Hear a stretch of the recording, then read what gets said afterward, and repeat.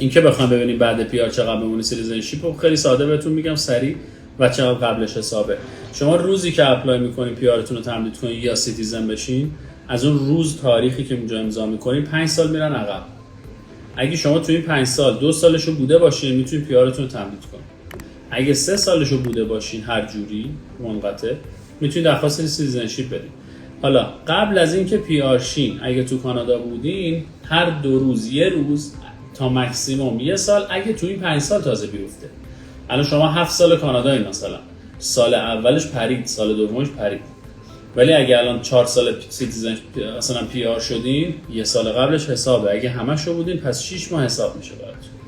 تنها موقعی هم که حساب نمیشه اینه که شما رفیوجی کلیمنت بودین، یعنی اومدین درخواست پناهندگی دادین. وقتی درخواست پناهندگی که دادین تا نتیجه دادگاهتون بیاد بشین پروتکتد پرسن، اون حساب نیست چون موقع ریمووال اوردر بودی.